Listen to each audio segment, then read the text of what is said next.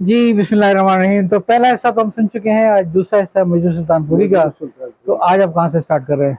देखिए साहब, मजनू सुल्तानपुरी की शोहरत उनका जो इलाका था टांडा और फैजाबाद की सरहदों पर पहुंचने लगी। और मजनू साहब, जिगर साहब ने मजनू को जौनपुर के एक मुशायरे में सुना, अपने पास बुलाकर कहा कि आप मेरे पास कुछ दिनों रहिए। हम्म। जाहिर है मजनू साहब ने कहा, अंधा क्या चाहता था, जो आंखें मुसलसल 4 माह जिगर साहब के साथ रहे। 3 साल तो रशीद अहमद सिद्दीकी साहब साथ रहे। हाँ हाँ, और यहाँ जी। 4 माह। और उस जमाने में जिगर साहब ने कभी इन्हें कहा कि आप नजर मत करिए। हम्म। एक दिन का किस्सा है कि सुबह 6 बजे उठ करके कोई गजल कह रहे थे। जिगर साहब आते, कमरे में झांक के चले जाते। ये अमल कई बार जारी रहा। जिगर साहब आए और कहने लगे, क्या मियाँ सुबह से मक्खियों की तरह भन भन लगा रखी है? तो मैंने कहा, जिगर साहब एक शेर है, मैं हम्म। अपनी गजल में कहना चाहता हूँ। हम्म। उन्होंने कहा, क्या शेर है? उन्होंने सुनाया। तो उन्होंने कहा, क्यों सुनाना चाहते हैं? हाँ। उन्होंने कहा, आप लोग भी तो दूसरे अशार को अपनाते हैं। हाँ। उन्होंने कहा कि पहले खूबसूरत बात ये कही कि पहले अपना कहा कह लीजिए, अच्छा। अब फिर ऐसा कीजिए। हाँ। और उसके अलावा एक बात और कही जो हम्म। उनके लिए मशहद हिदायत बन गई। हाँ। तो ये कहते हैं कि मैं आपसे वादा करता हूँ कि आप ये शेर जरूर कहेंगे। हम्म। हो सकता है काफिया और रदीफ अलग हो, जी जी। अलामत दूसरी हो, और शेर आपका अपना होगा। सही सही। तब आप कहेंगे जब आप उधर से गुजरेंगे। हम्म। उनकी इस बात से मजरू में फिरके का जो रुझान पैदा हो रहा था वो खत्म हो गया। हम्म। और जिगर साहब ने इस्लाह की है, वो मैसरों की नहीं। हम्म। मजरू साहब कहते हैं कि उन्होंने जिगर साहब को और रशीद अहमद सिद्दीकी साहब को अपना मादरी बाप समझा। अच्छा। सारी जिंदगी इतना इतनी इतना रिस्पेक्ट करते थे उनकी वो? इतना इतना करते। अच्छा, 3 माशाल्लाह। साल उनके घर पे रहे। जय जय जय।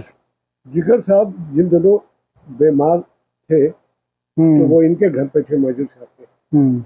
एक दिन उन्होंने दरियाफ्त किया कि जिगर साहब, आपको ख्याल आया कि मैं आपसे इस्लाह क्यों नहीं लेता? हम्म। आपके चहितों में किसी से कम आपका चाहने वाला नहीं हूँ, हम्म। मगर मैंने इस्लाह क्यों नहीं ली? फरमाने लगे, ये कोई बड़ी बात नहीं है, न ये जरूरी है। हम्म। फिर भी इनका कुछ तो ख्याल पैदा होगा। उन्होंने कहा, हाँ आया। हम्म। तो उन्होंने कहा कि जिगर साहब को कि मैंने कहा कि सारा मुल्क आपके लहजे में चिल्ला रहा है, हम्म। हर शख्स आपके लहजे में बोल रहा है, तो वो इस्लाह लेता तो मुझे आपका तर्ज बयान भी इन्फ्लुएंस करता। अच्छा। नतीजे तौर पर मेरे ख्यालात और अफकार अपने नहीं रह जाते। हम्म। वो मेरी बात से बहुत खुश हुए। जिगर साहब से मैंने बहुत कुछ सीखा और वो बातें मेरे काम आई हैं। और दर हकीकत में जिगर साहब और रशीद साहब को ही अपना उस्ताद समझता। अच्छा, सही है। हालांकि रशीद अहमद सिद्दीकी कोई शायर नहीं थे। सही है। सही है। अब जिक्र कुछ उनके फिल्म नगरी में दाखिले का। हम्म।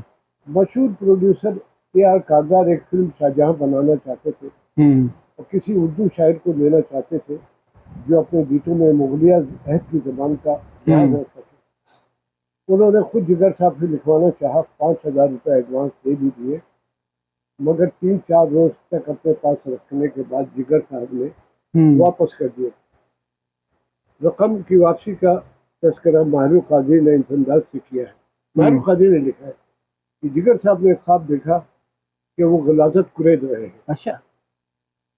उनका हम्म। यह ख्याल हुआ, हम्म। उनके जहन में आया कि उन्हें यह तंबीह की गई है कुदरत की तरफ से कि इस काम में हाथ डटा है। हम्म। उन्होंने माहिर साहब की राय दरियाफ्त की। हम्म। माहिर साहब उस वक्त तक अल्लामा मौलाना मौदूदी को प्यारे हो चुके थे। उन्होंने जवाब दिया, मेरे ख्यालात से तो आप वाकिफ हैं। हर तरह के ऐश तफरी और माली मनफैत के बावजूद मैं इस फिल्मी माहौल से भाग खड़ा हुआ। हम्म। माहिर साहब भी फिल्मी माहौल में थे ना, हम्म। आपके इल्म में होगा शायद। हाँ, बिल्कुल बिल्कुल। और माहिर साहब इससे फिल्मी सनत में वाकिफ रह चुके हैं। साकी फारूकी बहुत बेहुदा और बहुत बदतमीज आप बीती पाप शायद बीती। आप बीती और पाप बीती गलाजत का मजमू है। वो उसमें लिखते हैं कि हिदायतकार महबूब के फिल्म के गाने लिखे, एक गाने का जिक्र भी किया। वो ऐसा था कि मोरा मैका हो या ससुराल, मोहे दोनों तरफ का है ख्याल। अच्छा।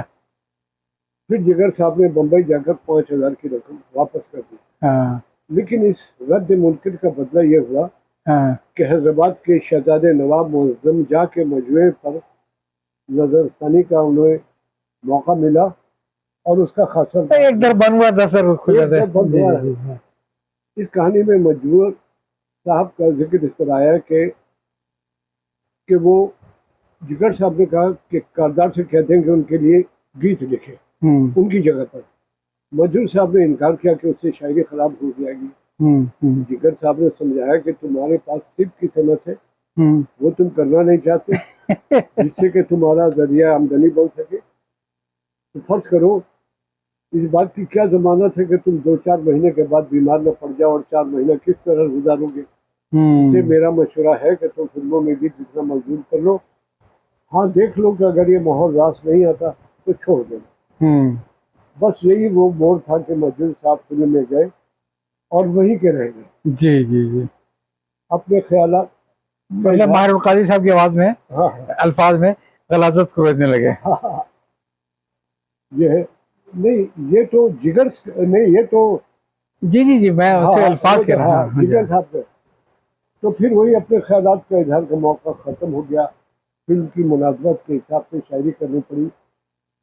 फिल्मी मसरूफियत का तस्करा करते हुए मजदूर साहब ने बताया कि फिल्मी मसरूफियत 2 तरह से जारी रही। एक तो गीतकारी को काफ़ी वक्त देना पड़ा, दूसरे खुद गीतकारी किसी कदर शायरी से मुमासिल है।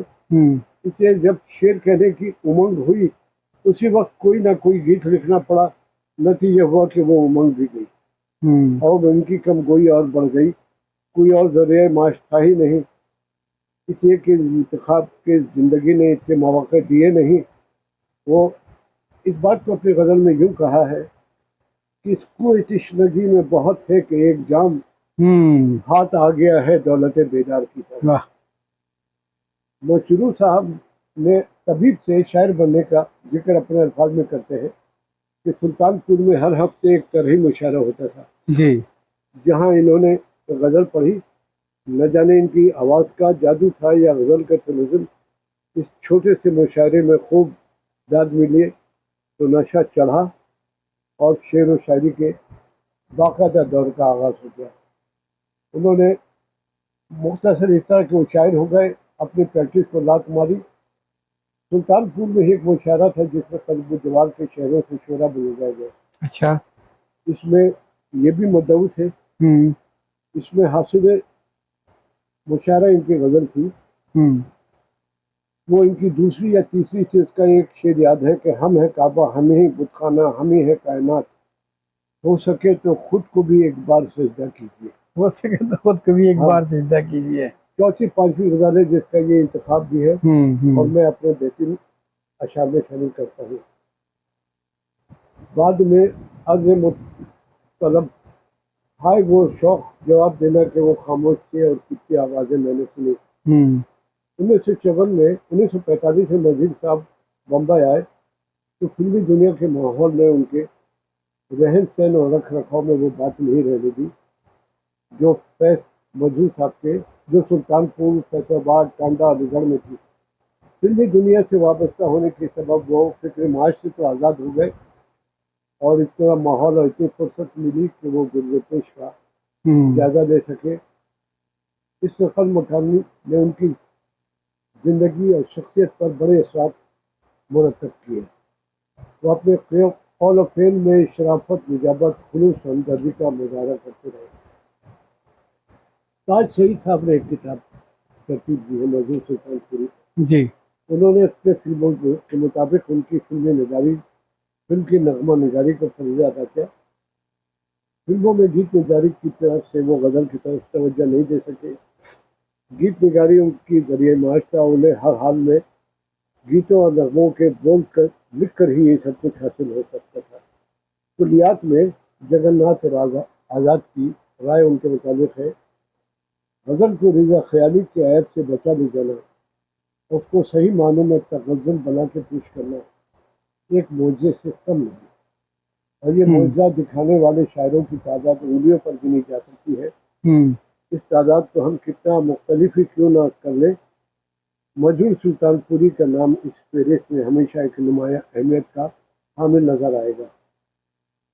मजूर साहब फिल्मी शायरी कि इब्तिदा में अपने उसूलों पर कायम रहे, लेकिन रफ्ता रफ्ता जाहिल और अनपढ़ फिल्मसाजों और हिदायतकारों की बेजा जिद और हर गर्मी के आगे हथियार डालना पड़ा।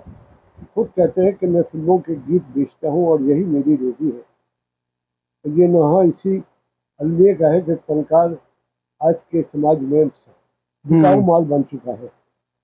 अच्छे फिल्म गीत अंधेरी रात में जुगनू की तरह हो गए कि उनमें सिर्फ लफ्ज़बाजी का शुमार होने लगा है। हमें सब कुछ मजबूरन लिखना पड़ता है। शुरू में तो गीतों के बोलों को लेकर झगड़ता था। हमने जो चीज़ दिलो जान को बेकरार करके लिखी उसे तोड़ना पड़ता।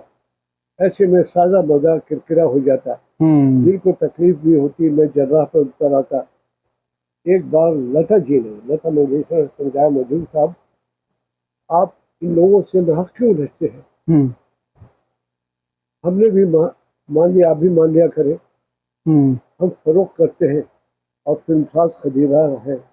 जैसा माल उन्हें चाहिए हम तैयार करके देना होता है। आखिर गीत लिखना ही तो हमारी रोजी है। जब भी हम कारोबारी बन गए हैं, मगर अंदर का शायर इत्मीनान से बैठे वाली चीज थोड़ी है। वो हमेशा कमजोरियों पर लानत मुलामत आपकी ये दूसरी किस्म मुझे बहुत पसंद आई। सिर्फ एक चीज का सवाल का जवाब मुझे अब तक नहीं मिल सका। आपका अपना ख्याल ये है कि फिल्मी गीत की शायरी में उनकी अपनी शायरी का मेयार काफी गिरा, लेकिन ये वाहिद तो नहीं थे। साहिल लुधियानवी भी तो फिल्मी निगार थे, शायर थे वो। तो क्या उनका भी इतना मेयार गिरा? कतील शिफाई का मेयार गिरा? सबके कतील शिफाई तो इनके पाए के शायर थे ही नहीं कभी भी। हाँ, वो फिल्म से शुरू हुए और फिल्म पे खत्म हुए। लेकिन साहिल लुधियानवी, मजहूर सुल्तानपुरी, ये लोग तो तरक्की पसंद दौर के बड़े बड़े शायर थे। लेकिन इनका मेयार भी गिरता गया। मेरे पास आओगी आइसक्रीम खाओगी, ये गाना है। आती क्या खंडाला, फला, इस तरह के लिचर गाने। आजकल भी तो ऐसे गाने आते हैं ना। आजकल तो ऐसे गाने हैं। इब्ने बतूता टूट गया जूता। हाँ, तो ये सारी शायरी होगी तो शायरी कहाँ रही? चलिए इसको मैं ख्याल यहीं पे रोकते हैं। अब तीसरी और आखिरी किस्म बाकी देखेंगे।